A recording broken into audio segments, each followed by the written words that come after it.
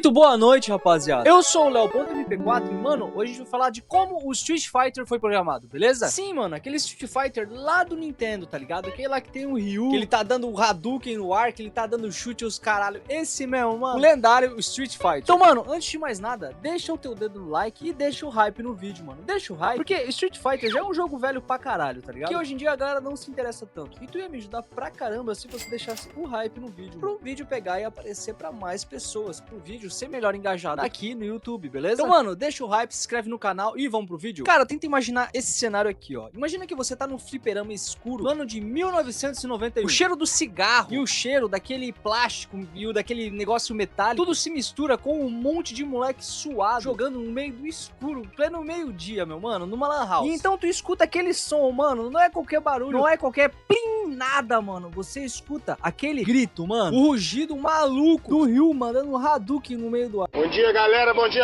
vamos que vamos! Hadouken! Oi, Luga!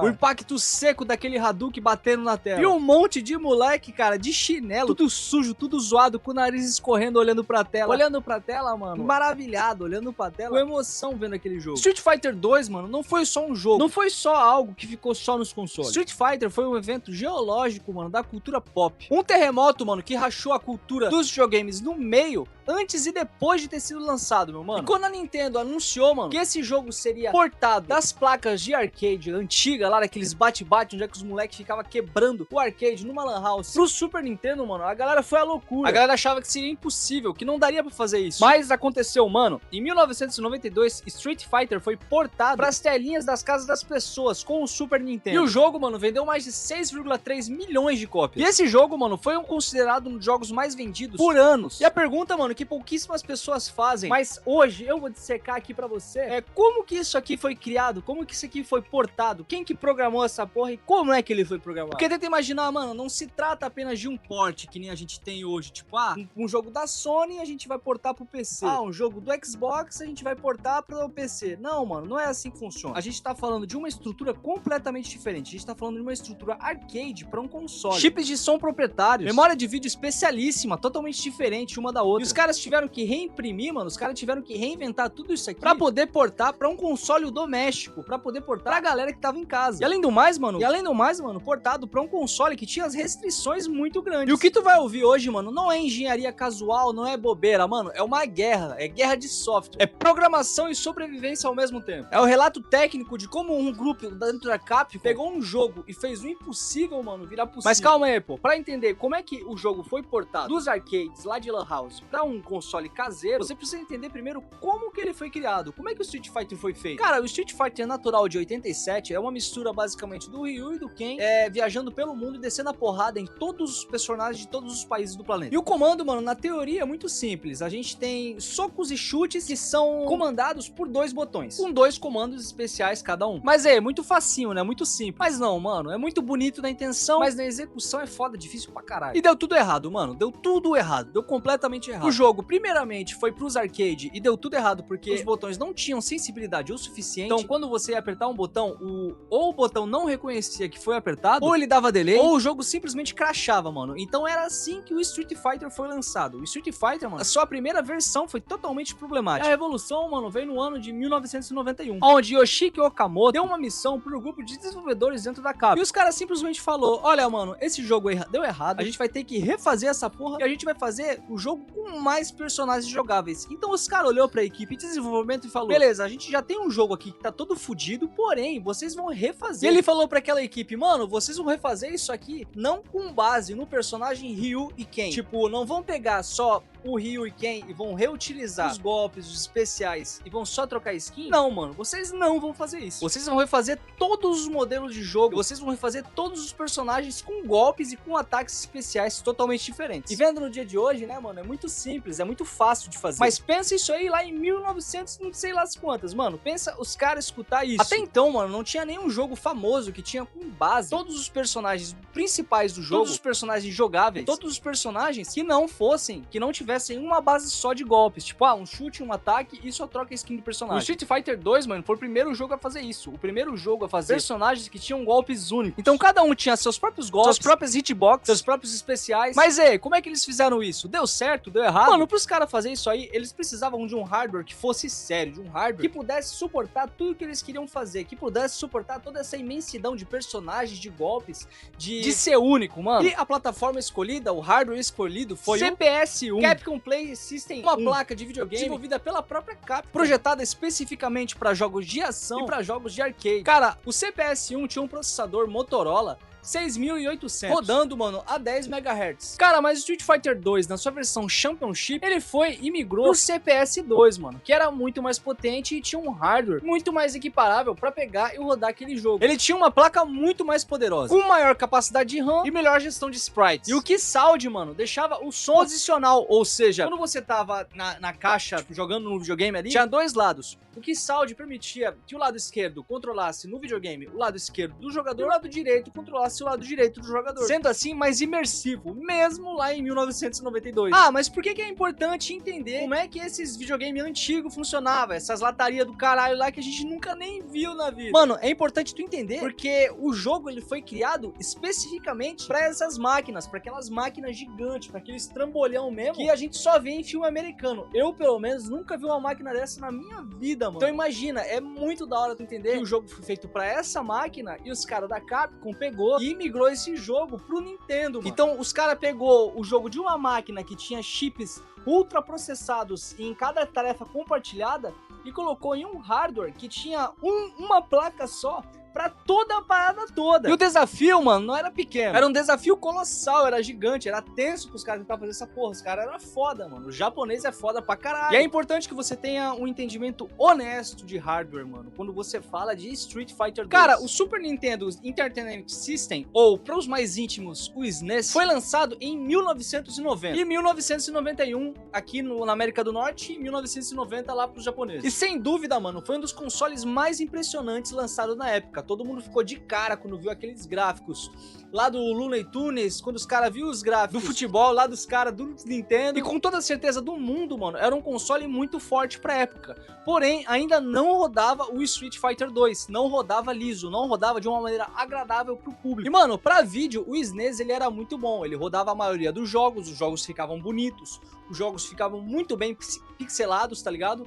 Porque ele tinha dois chips, ele tinha o PPU-1 e o PPU-2. E juntos, mano, eles gerenciavam 68 kilobytes de VRAM. Porra, não é nada hoje em dia. Eu acho que um texto num JavaScript tem mais memória do que essa porra, mas beleza, vamos continuar. Mas beleza, mano, vamos entrar de como é que o Street Fighter foi portado, mano. Cara, a equipe que fez o jogo e a equipe que portou o jogo são duas equipes totalmente diferentes. Então, olha só, a primeira missão dos caras era fazer o quê? Era entender como é que funcionava o Nintendo, mano. O CPS-1, mano, ele tinha muito mais capacidade de rodar um jogo com profundidade. Porém, o Nintendo, ele rodava com mais leveza. E, infelizmente, mano, os caras não conseguiram simplesmente portar o jogo que nem a gente faz hoje em dia. Os caras tiveram que reescrever todo o código do Street Fighter pro SNES. Mas pra que reescrever todo o código? Mano, segue a mesma lógica da Game Engine, tá ligado? Por que os caras, eles simplesmente não utilizam o Unity hoje em dia, né? Por que os caras simplesmente não utilizam o Unreal? Mano, você criar uma engine e você pegar e utilizar uma engine que já é proprietária de alguém, são duas coisas totalmente diferentes. Quando você cria a sua própria engine, você tá criando o seu próprio sistema, você tá criando o próprio cara que cuida da iluminação, o próprio cara que cuida do som, o próprio cara que cuida da física, tá ligado? E é a mesma coisa que funciona num console. Quando um jogo, ele vem de um port antigo, por exemplo, desde o do CPS-1 lá, daquelas máquinas antigonas, e vai pro SNES, mano, ele é totalmente reescrito, totalmente remodelado. Mas e a análise? Começou como? Como é que os caras reescreveu isso aqui tudo do nada? Mano, a primeira análise começou como os personagens se comportavam no CPS-1 e como é que eles vão se comportar no SNES. Eles viram como cada golpe funcionava, como os personagens andavam dentro do jogo, como que os personagens davam um chute e soco. Mano, só pra te avisar, não tinha um código assim totalmente escrito pros caras pegar e fazer. Mano, os caras simplesmente estavam fazendo engenharia reversa. Eles estavam desconstruindo o jogo pra ver como é que ele foi construído e também pra ver como é que eles vão construir